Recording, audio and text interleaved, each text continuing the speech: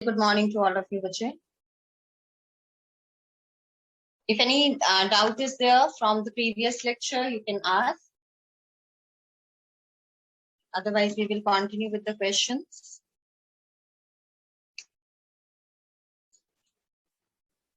And then one more thing we are having that we are to discuss, that if we are to find out the perpendicular distance from x from y axis. Let us suppose I am having this Cartesian plane. इसको Cartesian plane बोलते हैं. You know, this is the origin.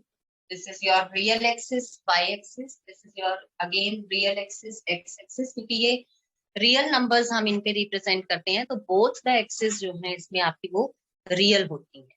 अब जो है देखो यहाँ पे given है मुझे फर्स्ट क्वाड्रेंट की हम अभी फिलहाल बात करते हैं. लेट अस सपोज कि मुझे यहाँ गिवन है 0.82, 4 और मुझे इसका पूछा गया परपेंडिकुलर डिस्टेंस पॉइंट P है मान लीजिए P from x axis and perpendicular distance of same point from y axis. अब यहाँ पे ध्यान रखना है आपने. देखो perpendicular distance of point P from x axis, तो आप क्या करोगे यहाँ पे ये परपेंडिकुलर ड्रॉ करोगे x एक्सिस. अब ये आपका परपेंडिकुलर है.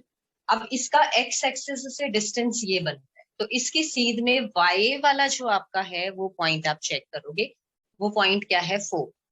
जब आपको x एक्सिस से डिस्टेंस पूछा है, that time you are to write the distance in terms of y. जो आपका y coordinate होगा will be your answer. So this is 4 units. Units word आगे जरूर लिखना है जब distance की बात करते हैं. This you are to take care of कि distance जो है वो क्योंकि लीनियर यूनिट होती है, उसमें स्क्वायर यूनिट या क्यूबिक यूनिट नहीं होता. डिस्टेंस हम हमेशा मीटर, सेंटीमीटर, किलोमीटर्स में लेते हैं. तो सिंपली आप यहाँ पे यूनिट्स लिख दो. When we are talking about the perpendicular distance of point P from y-axis means ये perpendicular. आपने ये वाला point नहीं लिखना है. Perpendicular distance ये है. This is representing perpendicular distance और इसकी वैल्यू क्या है 2.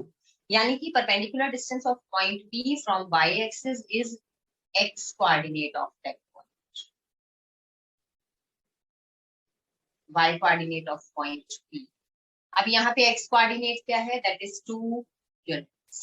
तो ये चीज का आपने ध्यान रखना है. मोस्टली में देखो यही चीज हो रही है. अगर x तो y वाली वैल्यू दे रहे हैं, y से पूछा गया है तो x वाली वैल्यू दे रहे हैं. सेम यहाँ पे जब perpendicular distance from x axis है तो y कोऑर्डिनेट वाली वैल्यू लिखनी है, क्योंकि ये डिस्टेंस है.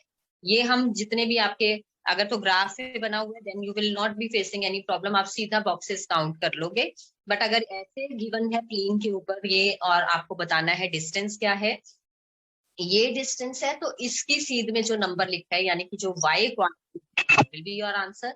अगर ये डिस्टेंस है तो ये कौन सा डिस्टेंस है आपका, इसकी सीध वाला पॉइंट देखोगे दैट इज 2 यूनिट्स. तो x एक्सिस से distance is the y coordinate of the point, y axis से distance is the x coordinate of the point. मान लो मुझे एक पॉइंट गिवन है A, इसके कोऑर्डिनेट्स मुझे गिवन है -3, -2. अब क्योंकि जब हम बात करेंगे डिस्टेंस की तो डिस्टेंस जो है that is always positive. So perpendicular distance of A from x axis I have to write it in the form of y coordinate. Distance की बात हो रही है तो distance is always positive. -2 unit लिखोगे. -2 का मतलब क्या है कि वो नेगेटिव साइड पे, नेगेटिव y एक्सिस पे है. -3 का क्या मतलब है, वो नेगेटिव x एक्सिस पे है.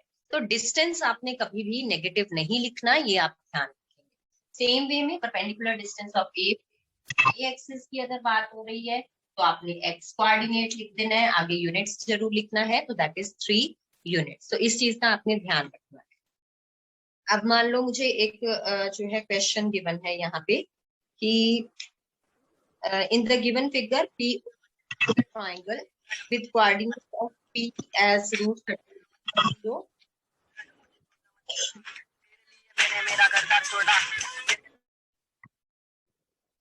Coordinates of P O Q, मुझे एक ट्राइंगल गिवन है with coordinate of P and O as √13।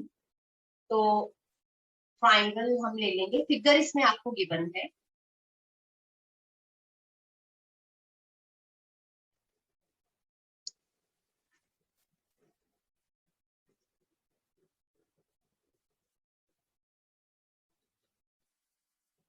अब मुझे यहाँ नेम से पता लग रहा है, क्योंकि ट्राइंगल का नेम जो है वो पी ओ क्यू गिवन है, तो इट मीन्स ऑरिजिन जो है उसमें इन्वॉल्व है। तो मुझे ये फिगर गिवन है यहाँ पे, दिस इज ऑरिजिन और दिस इज पी क्यू। अब मुझे देखो ऑरिजिन के कोऑर्डिनेट्स पता है, दैट आर 0 0। पी के कोऑर्डिनेट्स मुझे गिवन है √13, ये मुझे पता है 0।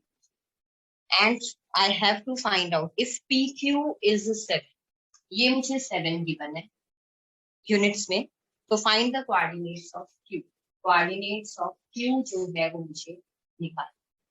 अब सबसे पहली चीज कि कोऑर्डिनेट्स ऑफ क्यू में, क्योंकि ये आपका वाई एक्सिस पे लाई कर रहा है, तो इसका जो एक्स कोऑर्डिनेट है that will be 0।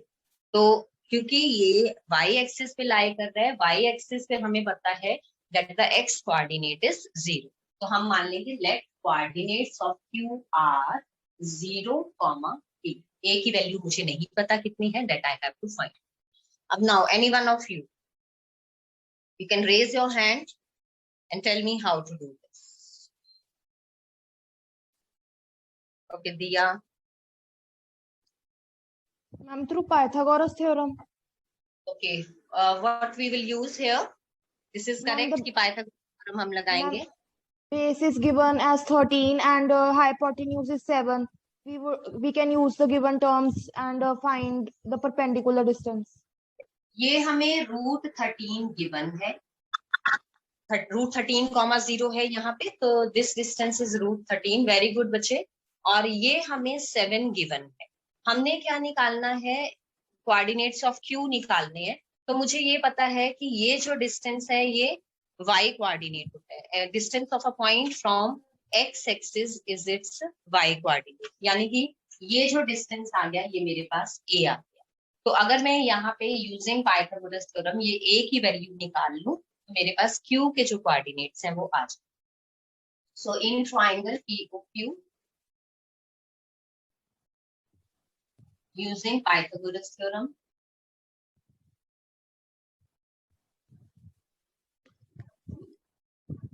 Pythagoras theorem जो है जब हम यूज करेंगे तो what we will get, square is equal to OP square plus OQ square. आप इनकी वैल्यूज जो है वो पुट कर दोगे and then you will get your answer. Ashmit, if any doubt is there, then you can raise your hand. Once again, you are to turn on your camera and then only I will unmute. If any doubt is there, focus the camera on your phone. Turn on your camera. Just a moment.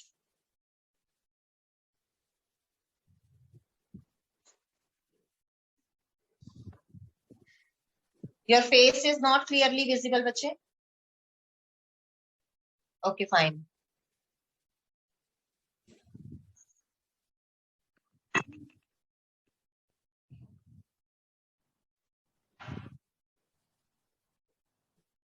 Yes, बेटे.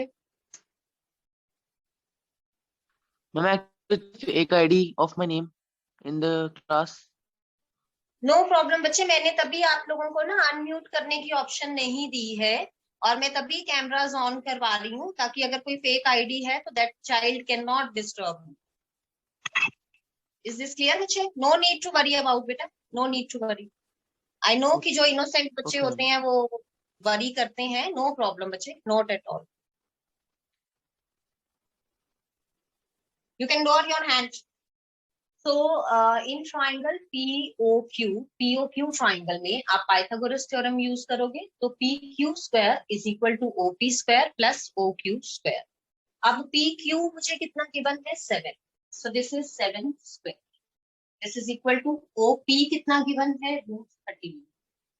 तो इसका square आ गया। O Q मैंने कितना assume किया है, this is a, तो ये ए का स्क्वायर है।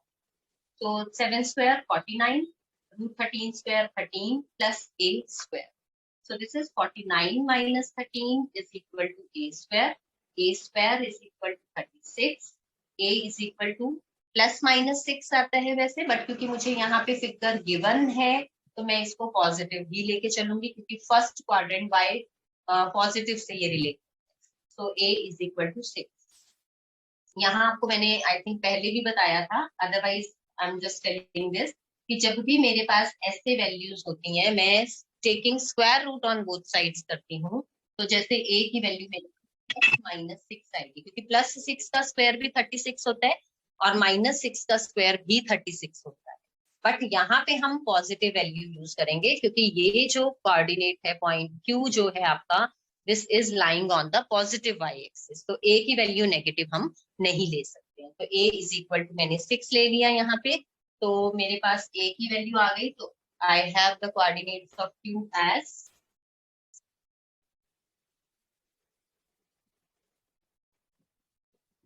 (0, a) तो 0,6। तो इस तरीके से आपको कोऑर्डिनेट्स निकालने पता होने चाहिए कि हम किस तरीके से जो है कोऑर्डिनेट्स इसके निकालें। उसके बाद जो है नेक्स्ट हमें गिवन है, in the given figure ABCD is a rectangle with length 8 centimeter and breadth 4 centimeter. O is the midpoint of CD. Find the coordinates of ABCD. अब देखो मुझे कोऑर्डिनेट्स नहीं गिवन है, बट मुझे जो है फिगर गिवन है कि रेक्टेंगल है, उसका जो मिड पॉइंट है वो लाई कर रहा है ओरिजिन पे, और मुझे जो है उसके वर्टिसेस जो है रेक्टेंगल के, यानी कि I have to find out the coordinates of the figure. Again I am given, ये मेरी y एक्सिस गिवन है, this is a real axis, x axis given है, this is again a real axis, another name of x axis जो है that is the horizontal axis, y axis का another name vertical axis, first quadrant का other name XOY या YOX plane, इसका YOX dash या X dash OY plane second quadrant, X dash OY dash third quadrant, then XOY dash या Y dash OX fourth quadrant. तो ये छोटे छोटे questions हम काफी बार कर चुके हैं, इनकी तरफ आपने ध्यान देना। अब ABC इज अ रेक्टेंगल, तो ये मुझे रेक्टेंगल गिवन है।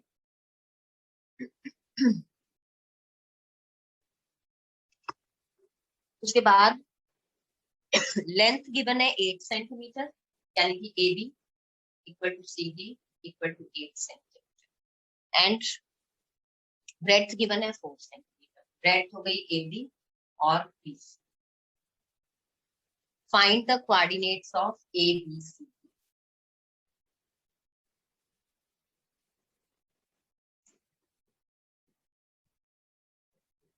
अब इसके कोऑर्डिनेट्स जो है मुझे निकालने हैं। सबसे पहली चीज मुझे क्या गिवन है, O is the mid point of C। अब ये लाइन परपेंडिकुलर जा रही है, तो इट मींस यहाँ पे भी ये परपेंडिकुलर बनेगी, ये मिड पॉइंट है तो इट मींस ये भी मिड पॉइंट है। तो ये मेरा पॉइंट 0, 0 है, और टोटल ये लेंथ मुझे 8 गिवन है, तो यहाँ आप लिख लोगे O is mid point of CD, therefore OC is equal to OD is equal to 8/2, that is 4 units। Centimetre given है तो सेंटीमीटर। अब OC ये 4 गिवन है, तो x एक्सिस पे ये पॉइंट लाई कर रहा है, तो दिस विल बी 4,0। ये क्या है, D पॉइंट है, नेगेटिव x एक्सिस पे है, तो दिस विल बी -4,0। और AD लेंथ मुझे कितनी गिवन है, दैट इज 4 सेंटीमीटर। ये पॉइंट -4 है और ये लेंथ मुझे 4 गिवन है, this is the y coordinate, क्योंकि परपेंडिकुलर डिस्टेंस है फ्रॉम x एक्सिस। तो इट मींस मेरे पास A के कोऑर्डिनेट्स क्या आ गए, -4,4। ये डिस्टेंस मुझे 4 गिवन था, ये y कोऑर्डिनेट को रिप्रेजेंट कर रहे हैं। ये डिस्टेंस मुझे -4 लिया मैंने, क्योंकि नेगेटिव x एक्सिस पे है। यहाँ से मुझे पता लगा कि OD 4 सेंटीमीटर है, तो ये पॉइंट आ गया -4,4। सेम वे में यहाँ BC मुझे गिवन है 4 सेंटीमीटर, यानी कि y कोऑर्डिनेट की वैल्यू आ गई 4, एक्स कोऑर्डिनेट कितना है 4, तो ये पॉइंट आ गया मेरा 4, 4, तो मेरा आए पॉइंट ए आर, ए के आगे -4, बी के आगे 4, 4, सी के आगे 4, 0 और डी के आगे -4, 0। चारों जो है ये पॉइंट्स आ गए। अब इसी से रिलेटेड 1 मार्क क्वेश्चन कि 4, 0, this point 4, 0 lies in which quadrant. यहाँ ये ध्यान रखना है, जब एक पॉइंट मेरा positive y axis, negative y axis, positive x axis, negative x axis, positive y axis, negative y axis पे लाई कर रहा है, तो इट मीन्स वो किसी क्वाड्रेंट में लाई नहीं कर रहा। तो अगर 4, 0 का आपसे क्वाड्रेंट पूछा जाता है कि in which quadrant does it lie, तो क्वाड्रेंट पे लाई नहीं कर रहा, it lies on the x axis. आप क्या लिखोगे? It lies on x axis. जो ये एक्सिस के ऊपर पॉइंट्स हैं, ये किसी भी क्वाड्रेंट में काउंट नहीं होते, क्योंकि मैं अगर इसको मैं कहती हूँ कि ये फर्स्ट क्वाड्रेंट में लाई कर रहा है, आप ये कहते हो कि ये सेकंड क्वाड्रेंट में लाई कर रहा है, तो दोनों हम सही है क्योंकि ये बॉर्डर पे लाई कर रहा है। ठीक है, तो इसीलिए ये जो है कॉन्ट्रडिक्शंस अवॉइड करने के लिए हम इसको किसी क्वाड्रेंट में नहीं लेके चलते हैं, हम ये लेके चलते हैं that it lies on the x axis. तो ये चीज का आपने ध्यान रखना है। उसके बाद अब सीसा ऑर्डिनेट वाले हम क्वेश्चंस कर चुके हैं। देन आपके जो क्वेश्चंस आते हैं that is the plotation of the point. तो प्लॉट करना आपको आता है अच्छे से, तो that you can do. Then I hope कि मैंने जो है एरिया वाले क्वेश्चंस भी जो है वो करवा दिए हैं। अर्शप्रीत, अनम्यूट योरसेल्फ बच्चे एंड जस्ट टेल मी कि मैंने जो है रिवीजन में अब लीनियर इक्वेशन प्लॉट करके उसका ट्राइंगल का शेडेड रीजन बता दिया है या नहीं, because I just don't remember. 10th में भी क्योंकि सेम टॉपिक चल रहा है आपका। ट्राइंगुलर रीजन शेड करना मैंने बताया है या नहीं? यस अर्शप्रीत।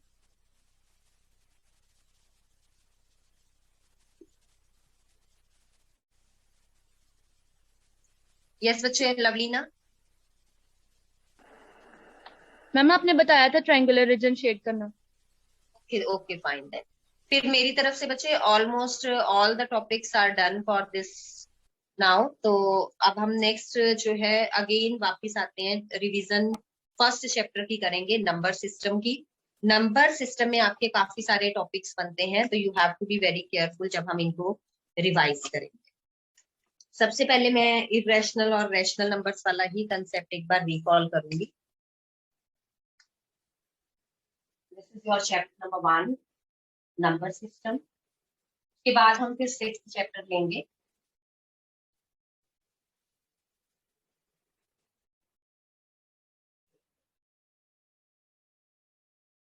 देखो, रैशनल नंबर्स आपके क्या होते हैं, which can be written in the form of P upon Q।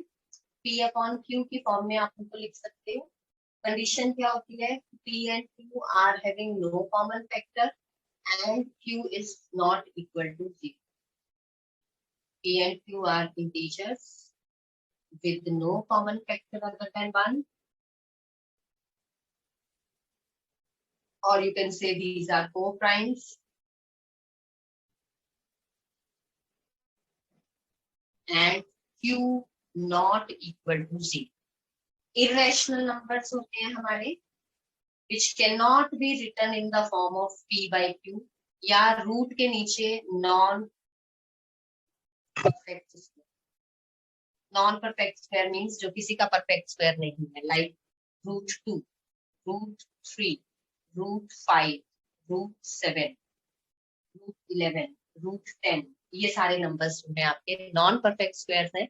तो these are irrational numbers. But जब हम इरेशनल नंबर्स की डेफिनेशन की बात करेंगे तो we will write down which can not be written in the form of P upon Q, where P and Q ये same condition. Rational में which can be written आ जाएगा, इरेशनल में विच कैन नॉट बी आ जाएगा। Rational numbers को हम Q से डिनोट करते हैं, इरेशनल नंबर्स को T भी लिख सकते हो कैपिटल। अच्छा, जब मैंने नोटबुक्स चेक की ना, मोस्ट ऑफ द बच्चों ने इरेशनल में भी यहाँ Q लिखा हुआ है। बच्चे मैंने यहाँ पे Q डैश, जो मैंने आपको नोट्स भेजे थे यहाँ क्यू डैश करना है आपने। नोटबुक्स में अगर करेक्शन नहीं की है तो आपने यहाँ ये ध्यान रखना है कि इर्रेशनल नंबर्स क्यू डैश और R minus Q, real minus rational और आर बाय क्यू, इन चारों में से किसी भी तरीके से ये डिनोट हो सकता है।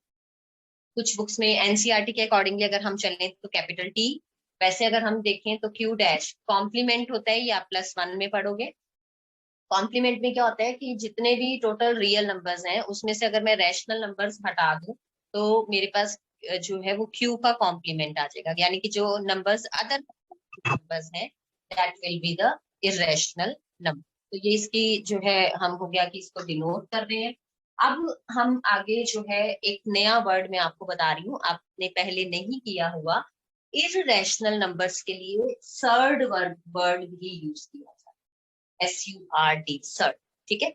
इरेशनल नंबर्स या surd, that's one and the same thing. तो आपका जो क्वेश्चन है वो ऐसे भी आ सकता है, मान लो आपको गिवन है √3 + 3 - √2, ये दो नंबर्स आपको given. You are to find कि after solving whether you get a surd और नॉट। सर्ड आ गया जहां पे मतलब इरेशनल है या नहीं, ठीक है। सर्ड है मींस इरेशनल है या नहीं। तो जब आप इसको सिंप्लीफाई करोगे तो ये आपका रूट वाली टर्म कैंसिल होके 3 रह गया। This is a rational number, तो this is not a surd. Surd कब होगा? When it is an irrational number. तो अगर ये वर्ड आ जाता है तो ये नया नहीं होना चाहिए आप लोगों के लिए, तो इट मीन्स कि आपको पता होना चाहिए कि ये वर्ड जो है इसका मीनिंग क्या है। उसके बाद 1 मार्क में ही आपका असाइनमेंट में भी था क्वेश्चन रैशनलाइजिंग फैक्टर।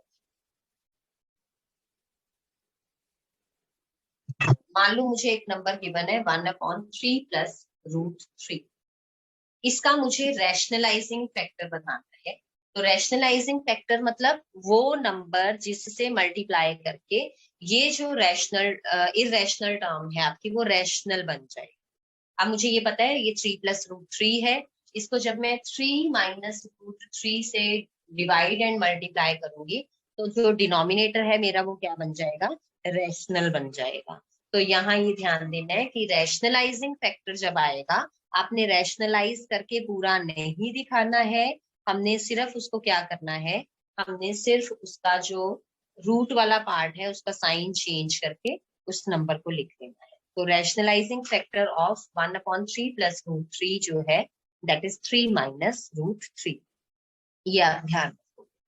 उसके बाद जो है आपका जो नेक्स्ट आपकी टाइप आती है उसमें रूट के ऊपर रूट जो है इस तरीके के 1 मार्क वाले आपके क्वेश्चंस बनते हैं। तो वो आपको जो है पता होने चाहिए कि उनको आपने सिंप्लीफाई कैसे करना है। जैसे यहाँ मुझे गिवन है 5 इस तरीके से। अच्छा ये चीज आप लोगों को पता होनी चाहिए, अगर ये आपने पढ़ा भी हुआ है उसमें। जैसे यहाँ 3 इस रूट वाले सिंबल के नीचे बीच में आ रहा है तो it means cube root. Cube root means जो यहाँ पे नंबर है उसकी पावर 1/, करके लिखते हैं। अगर यहाँ पे nth रूट ऑफ y मुझे गिवन है तो this can be written as y⁻1/n। जो नंबर यहाँ पे होता है इस रूट वाले सिंबल के बीच में वो एज अ पावर आता है 1/, करके रेसिप्रोकल करके। सो यहाँ पे अगर मेरे पास सपोज 20 आता है ऐसे लिखा हुआ x के, तो it means this is the 21/x⁻1/20th। nth root, 20th root, then cube root और स्क्वायर रूट आप लोगों ने किया ही हुआ है, तो ये जो है इनकी पावर्स बनती है। तो इससे मतलब रिलेटेड आपका क्वेश्चन आ जाता है इस तरीके से दिस। तो ये x² का क्यूब रूट, फिर उसका 5th रूट आपने निकालना।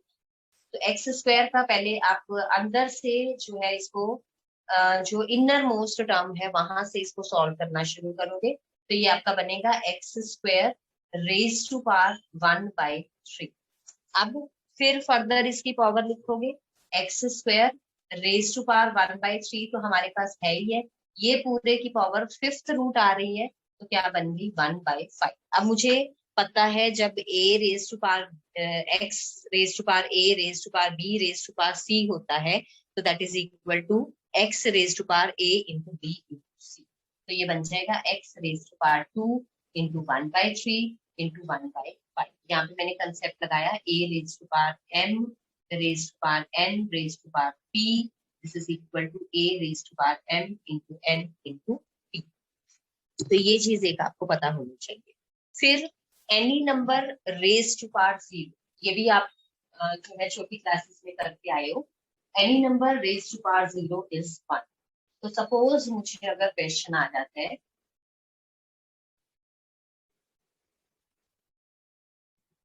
2 raise to power 0 plus 3 raise to power 0 upon 7 raise to power 0, any number raise to power 0 is 1।